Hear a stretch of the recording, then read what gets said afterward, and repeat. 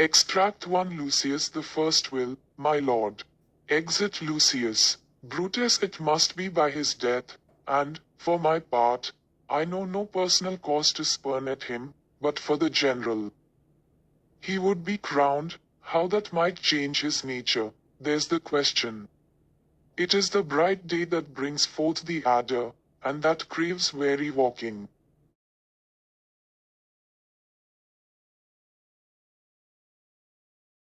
One. Where does this scene take place? Who is Lucius? What has he been asked to do? Answer. This scene takes place in Brutus's orchard in Rome. Lucius is a servant of Brutus. Lucius has been asked to get a taper in Brutus's study. When it is lighted, Lucius must come and call him.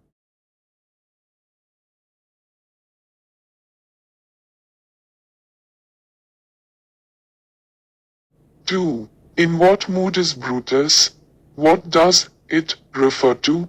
Whose death is suggested? Answer. Brutus is in a thoughtful, pensive and perplexed mood. He is mentally disturbed. He has been thinking of what Cassius had told him about Julius Caesar's ambition. It refers to the end of Caesar's tyranny, the end of all the troubles for Rome. The end of Caesar's ambition and freeing Rome from Caesar's hands. The death of Julius Caesar is suggested in this extract. 3. Who has convinced Brutus to take such a step? What is the motive of Brutus for taking such a decision as expressed in this extract? What does it reveal about Brutus? Answer. The entire task of convincing Brutus to take part in the killing of Julius Caesar was masterminded by Cassius. The motive of Brutus in making such a decision was to protect the people of Rome from the tyranny of Julius Caesar.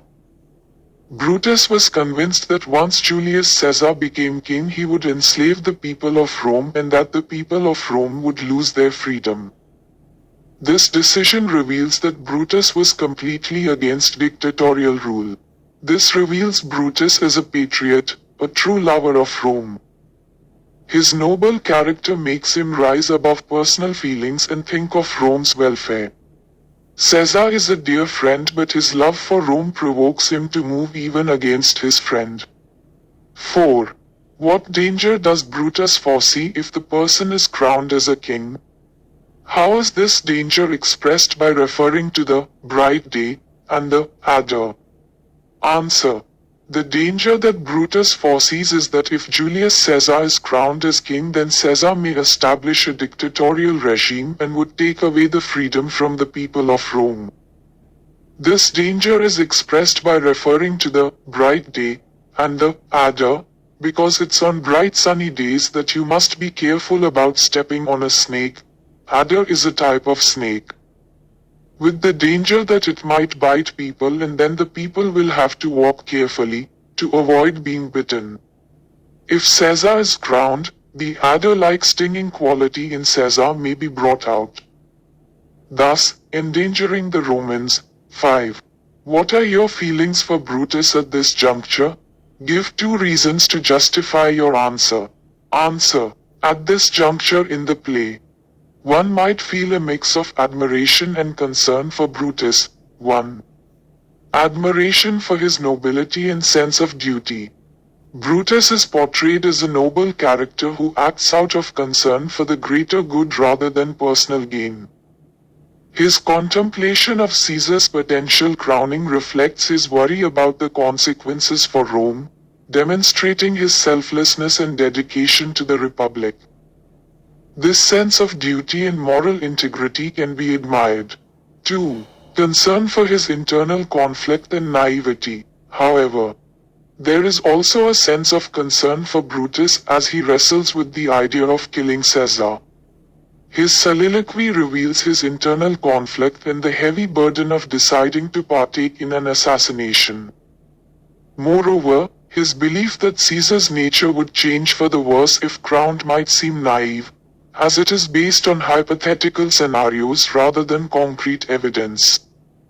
This inner turmoil and potential naivety elicit sympathy and worry for his character. Extract 2 So Caesar may then, lest he may prevent. And since the quarrel will bear no color for the thing he is, fashion it thus, that what he is, augmented, would run to these and these extremities, and therefore think him as a serpent's egg, which, hatched, would, as his kind, grow mischievous, and kill him in the shell. 1. So Caesar may, what may Caesar do? Your answer must refer to the metaphor of the ladder, used by Brutus in his speech. How does Brutus intend to prevent Caesar from doing so? Answer. So Caesar may. This means that Caesar may become arrogant and a tyrant once he is crowned as the king of Rome. Brutus says a person who is climbing a ladder stays humble while he is climbing it but becomes arrogant when he reaches the top. Brutus believes that Julius Caesar was humble only because he was not yet crowned the king of Rome. Once he was crowned the king, he would become arrogant. Brutus intends to prevent Julius Caesar from becoming a tyrant by killing him. Just like snakes are prevented from being born by destroying their eggs, Julius Caesar must be prevented from being a tyrant by killing him when he is not as powerful as he would be upon becoming king. 2. Give the meaning, and, since the quarrel, will bear no color for the thing he is, fashion it thus. Answer. In this passage, Brutus is reflecting on how to justify their planned assassination of Caesar. According to Brutus, since there is no justifiable reason to quarrel with Caesar based on his current behavior, because Caesar has not done anything wrong yet, they must shape, or fashion, a justification for their actions. Essentially, Brutus is acknowledging that they have no concrete evidence or reason to kill Caesar based on his present actions. So they need to frame their reasoning based on the potential future danger he poses if he were to become king. 3. What is meant by augmented? How can Caesar be augmented? How had there already been an attempt to augment him? Answer. The term augmented means to make something greater by adding to it, increasing its size, value, or quantity. In the context of Julius Caesar, augmented refers to increasing his power or status. Caesar could be augmented by being given more authority, honors, or titles, potentially elevating him to the position of a king or emperor. He would become a tyrant and would enslave the people of Rome. There had already been an attempt to augment him when Caesar was offered a crown by Mark Antony during the Lupercal festival, as described in Act 1 Scene 2. But Julius Caesar diplomatically refused the crown 3 times. 4. To whom is the serpent's egg compared? What does Brutus want to communicate by using comparison of a serpent's egg? Answer. Julius Caesar is compared to a serpent's egg. By comparing Julius Caesar to a serpent's egg, Brutus wants to communicate that at this point Julius Caesar was like a serpent's egg, that he was potentially dangerous. Also, like a serpent's egg, it was relatively easier to destroy him now. Once he was crowned king, it would be very difficult to kill him. 5. What price would Brutus pay later by preventing a serpent's egg from being hatched? Answer. The price Brutus would pay later by preventing a serpent's egg from hatching would be a war with Octavius and Mark Antony in which hundreds were killed. The price that he would pay would be his own death and the death of many of his co-conspirators. He would thus pay a heavy price for preventing a serpent's egg from being hatched. Extract 3 Brutus, 'tis good. Go to the gate, somebody knocks. Exit Lucius. Since Cassius first did wet me against Caesar I have not slept. Between the acting of a dreadful thing and the first motion, all the interim is like a phantasma or a hideous dream. The genius and the mortal instruments are then in council, and the state of man. As a little kingdom, suffers then the nature of an insurrection. 1. To what does Brutus reply? "'Tis good. Who is knocking at the gate? Why has he come?" Answer. Brutus is speaking to his servant, Lucius. Brutus says, "'Tis good. Go to the gate." Somebody knocks, in response to Lucius telling him that today is March 15th and someone is knocking at the gate. The person knocking at the gate is one of the conspirators against Caesar. Specifically, it is Cassius and other members of the conspiracy, such as Cass, Decius Brutus, Cinna, Metellus Cimber, and Trebonius. These conspirators come to Brutus' house to discuss and finalize their plans to assassinate Caesar. 2. What is the impact of Cassius's earlier discussion on Brutus? Answer. Cassius has had a profound impact on Brutus. Cassius's earlier discussion with Brutus has convinced Brutus to carry out the plan to execute Julius Caesar. Ever since Cassius first raised the issue of killing Julius Caesar, Brutus has not been able to sleep well. He feels that the time interval between the first thought of the conspiracy against Caesar and its execution is like a nightmare. It is an internal turmoil for Brutus. He feels that the rational mind and physical impulses are in conflict, which makes him like a little kingdom suffering from a rebellion. 3. In what type of mental frame is Brutus? Why does he compare this mental condition to a nightmare or a horrid dream? Answer. Brutus is in a highly anxious and troubled mental state. He is grappling with the moral and ethical implications of the conspiracy against Caesar. His internal conflict and the weight of the decision to assassinate Caesar have left him sleepless and tormented. Brutus compares this mental condition to a nightmare or a horrid dream because of the intense psychological turmoil he is experiencing. He describes the period between deciding to commit the act, the first motion, and actually carrying it out, the acting of a dreadful thing, as being filled with phantasms and hideous dreams. This comparison underscores the fear, doubt, and internal strife that plague him, making his mind feel like a small kingdom in the midst of an insurrection, where reason and emotions are in conflict, creating a state of chaos and unrest.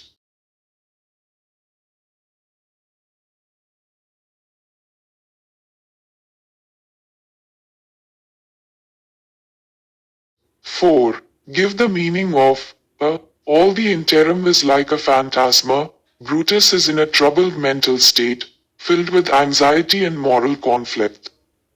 He compares the period between deciding to act and actually acting to a nightmare or a phantasma, ghostly vision, because it is marked by intense psychological torment, confusion, and fear. This highlights his inner turmoil and the heavy burden of the conspiracy against Caesar. B. The genius and the mortal instruments are then in council. It means that Brutus's rational mind, genius, and physical faculties, mortal instruments, are in conflict. This internal debate causes him significant mental and emotional distress as he grapples with the decision to assassinate Caesar. 5. In the last lines of the extract, the mental condition of Brutus is compared to a civil war. Explain how the comparison is made. Answer. The mental condition of Brutus is compared to that of a small kingdom. His mental state is compared to that of a revolt in a kingdom. Just like an insurrection, revolt causes turmoil in a kingdom. The thought of killing Julius Caesar is causing turmoil, insurrection, in Brutus's mind. Extract 4. Brutus, they are the faction. O conspiracy, sham'st thou to show thy dangerous brow by night? When evils are most free, O then, by day where wilt thou find a cavern dark enough to mask thy monstrous visage? Seek none, conspiracy, hide it in smiles and affability, for if thou part thy native semblance on, not Erebus itself, were dim enough to hide thee from prevention. 1. Who comes after this extract? How are they dressed? Who informs Brutus of their arrival? Answer. After this extract, the conspirators arrive: Cassius, Cass, Decius Brutus, Cinna, Metellus Cimber, and Trebonius. They are dressed to conceal their identities, with their hats pulled over their ears and half their faces hidden by their cloaks. Their attire ensures they cannot be recognized. Lucius, Brutus's servant, informs Brutus of their arrival. 2. What is meant by the faction and thy dangerous brow? Answer. Faction means people who are part of the conspiracy, like Trebonius, Decius, Brutus, Cass, Cinna, and Metellus Cimber. Thy dangerous brow refers to the face of the conspirators. The conspirators have covered their faces so well that even their eyebrows are not visible. 3. How does the conspiracy disguise itself at night and during the day? Answer. The conspirators hide themselves in smiles and friendliness during the day. At night, when evil creatures roam freely, the conspirators disguise themselves by wearing hats will cover their heads to their ears and with cloaks that cover their faces.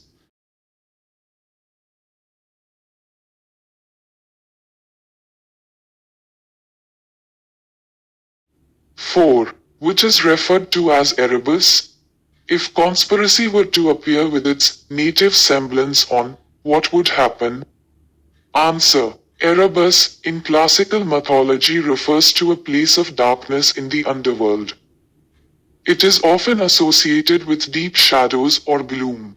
If the conspiracy were to appear with its native semblance on, it means that if the conspiracy was shown in its true form, without any disguise or pretense, it would be horrifying and fearsome. The conspirators are hiding their true intentions to avoid alarming others, as the naked truth of their plot would be too shocking and dangerous. 5. Why is it necessary to disguise the conspiracy? Give 2 of the precautions taken by the conspirators to hide the conspiracy. Answer. It is necessary for the conspirators to disguise their conspiracy in order to avoid suspicion and detection, as openly plotting against Caesar could lead to severe consequences, including their own deaths. 2 precautions taken by the conspirators to hide their conspiracy include: 1. Disguised appearance. They dress in a manner that conceals their identities, such as pulling their hats over their ears and half covering their faces with cloaks. This helps them avoid recognition and suspicion. 2. Secrecy in communication. The conspirators communicate covertly and in private to discuss their plans. This prevents their intentions from being discovered by others who may be loyal to Caesar or opposed to their plot. These precautions are essential for ensuring the success and safety of their conspiracy against Julius Caesar. Extract 5. Brutus. What need we any spur but our own cause, to prick us to redress? What other bond than secret Romans, that have spoke the word, and will not palter? And what other oath than honesty to honesty engaged, that this shall be, or we will fall for it?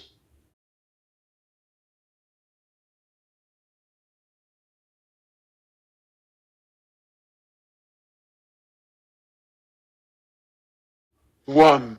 Who are referred to as the we, which is our own cause. State in your own words how the cause itself is a spur. Answer. In Brutus's speech, the we refers to himself and the other conspirators who are plotting against Julius Caesar. Our own cause refers to their shared belief and purpose in redressing what they perceived as tyranny or danger to Rome posed by Caesar's ambitions. The cause itself acts as a spur because it inherently motivates and drives them to action. They feel a deep sense of duty and responsibility towards their vision of Rome's future. believing that removing Caesar is necessary for the greater good of the Republic. This cause, rooted in their ideals of liberty and the welfare of Rome, provides the internal motivation, spur, needed to push them forward, despite the risks and challenges they face. It fuels their resolve and determination to act decisively, even at the cost of their own safety and well-being. 2. Who had suggested the idea of taking an oath? Why did Brutus dismiss that idea? Was Brutus's decision wise? Why? Answer. It was Cassius who initially suggested the idea of taking an oath to bind the conspirators together in secrecy and commitment to their cause. However, Brutus dismisses this idea because he believes that their mutual trust and shared sense of duty towards Rome should be sufficient motivation and assurance of their commitment. He argues that honorable men like themselves, who have already spoken the word, meaning they have verbally committed to the conspiracy, should not need an oath to reinforce their resolve. Brutus's decision can be seen as wise in several respects. 1. Maintaining trust, by relying on their existing sense of honor and commitment. Brutus preserves the trust and integrity among the conspirators. Oaths can sometimes be seen as unnecessary or even divisive if not handled carefully. 2. Symbolic value. Trusting in their spoken word reflects their belief in the righteousness of their cause. It reinforces their dedication without needing a formal oath, which might be seen as less genuine or necessary among men of their stature. However, one might argue that taking an oath could have added an additional layer of commitment and security against betrayal. Nevertheless, Brutus's decision aligns with his idealistic belief in the nobility and integrity of their purpose, making it a prudent choice given the circumstances and their collective ethos. 3. Explain what is meant by honesty to honesty engaged. Why is honesty very important for Brutus and his men? Answer. The phrase honesty to honesty engaged, from Brutus's speech in Julius Caesar, means a commitment or pledge between honest men to remain true to their cause and principles. In other words, it signifies a solemn agreement among individuals of integrity to act honestly and faithfully towards each other and towards their shared goals. For Brutus and his men, honesty is crucial for maintaining unity, upholding moral justification, and ensuring the success of their conspiracy against Caesar. 4. Give the meaning of that this shall be, or we will fall for it. Answer. This means that Brutus and his co-conspirators have decided that they would either execute their task of killing Julius Caesar or they would die while executing their assignment of killing Julius Caesar. 5. According to Brutus, who normally takes an oath, how does Brutus convince this group to uphold Roman nobility rather than depend on an oath? Answer. According to Brutus, only priests, cowards and untrustworthy men take oaths. They need to take an oath since these people do not trust each other. Brutus tells the group that they are undertaking the task of killing Julius Caesar because they are convinced that this is required to save the common people of Rome from the tyranny of Julius Caesar. He tells them that when honest men set out to undertake an assignment, they either complete it successfully or die while completing the task. He tells them that as long as they are convinced about the task on hand and its correctness and the benefits to the common people, the task will bind the group. This binding is much stronger than an oath. Extract 6 Brutus O, name him not. Let us not break with him, for he will never follow anything that other men begin. Cassius then leave him out. Cass indeed he is not fit. Decius Brutus shall no man else be touched but only Caesar,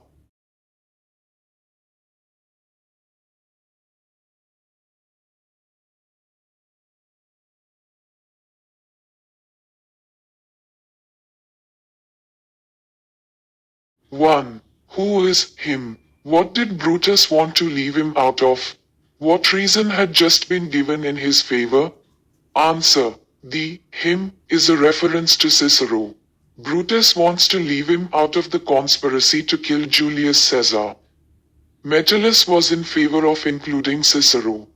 He said that including Cicero would be beneficial as people would think that the action of killing Julius Caesar has the blessings of a senior and elder person like Cicero.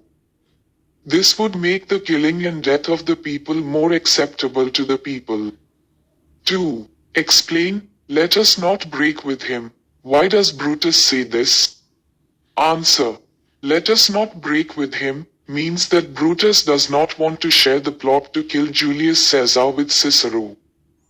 Brutus does not want to share the plot with Cicero as Brutus feels that Cicero would not wholeheartedly participate in a plan that was not initiated by him.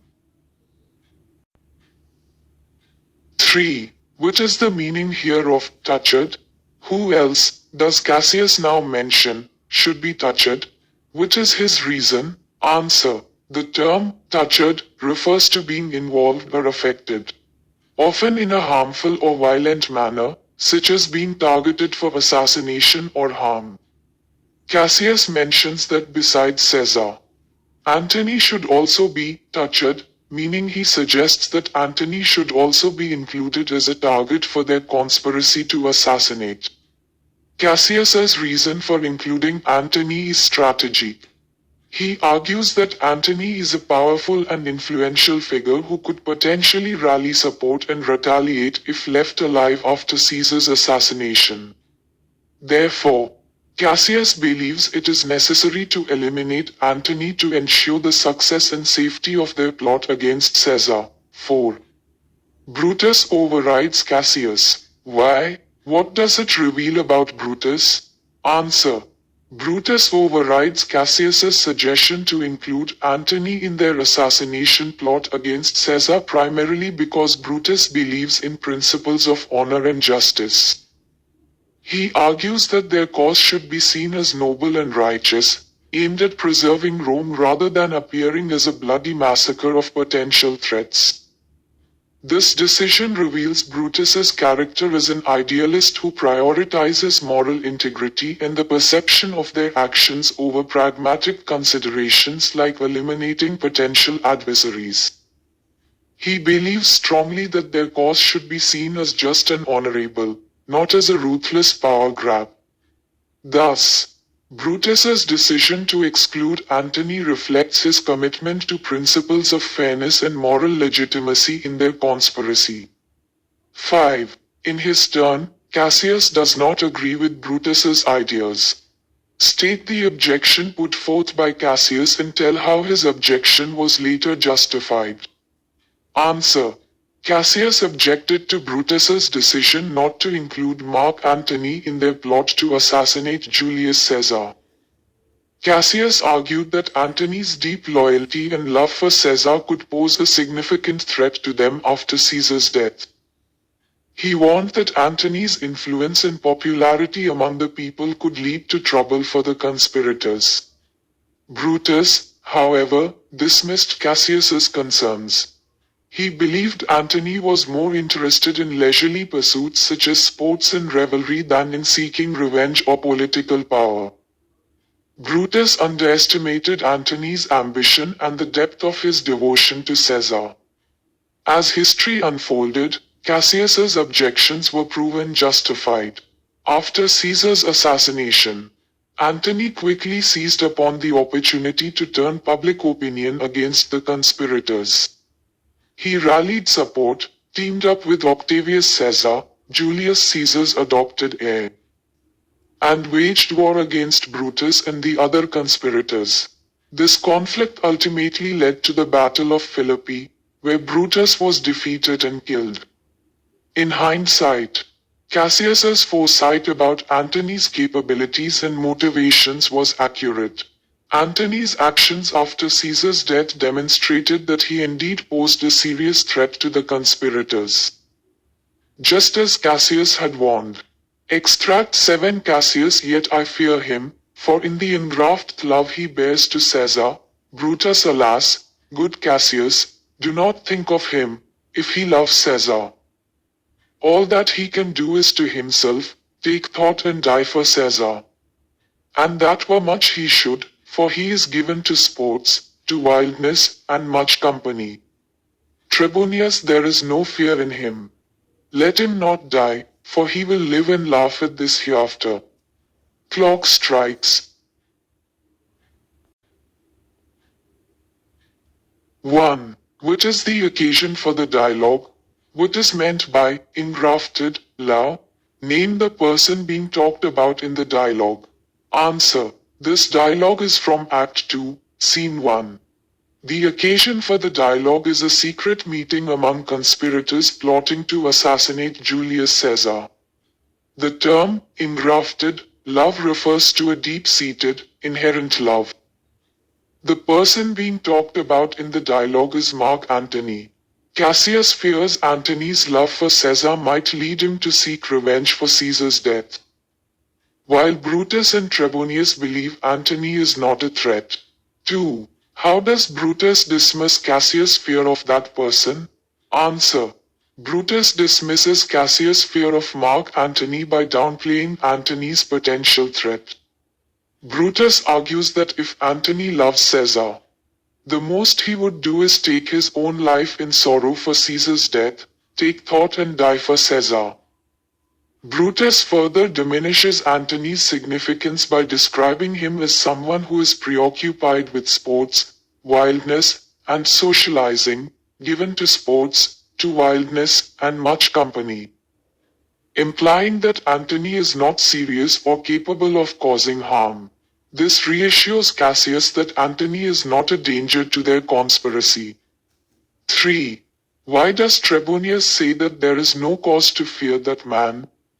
Answer. Trebonius says there is no cause to fear Mark Antony because he believes Antony will not pose a threat to their plans. Trebonius expresses confidence that Antony will simply move on from Caesar's death and even laugh about the situation in the future, for he will live and laugh at this hereafter. This suggests that Trebonius views Antony as someone who is not deeply invested in political machinations and thus not a serious concern for the conspirators. 4. Give the meaning of, for he will live and laugh at this hereafter. Answer. The line, for he will live and laugh at this hereafter, means that Mark Antony will survive the events surrounding Caesar's assassination and, in time, will not only move past them but will also find them trivial or even laughable. Trebonius is suggesting that Antony will not be deeply affected by Caesar's death and will eventually regard the whole situation with a sense of detachment or amusement. 5. Which of the three men proved to be right and in what way? Answer. Among the three men, Brutus, Cassius, and Trebonius, Cassius proves to be right about Mark Antony. Cassius feared Antony's deep loyalty to Caesar and potential for seeking revenge. After Caesar's assassination, Antony indeed becomes a significant threat to the conspirators. He skillfully turns public opinion against them with his famous funeral oration, inciting the crowd to revolt and ultimately leading to a civil war. Antony's actions prove Cassius's concerns valid, as Antony's response to Caesar's death is neither passive nor trivial but rather a driving force for vengeance and political upheaval.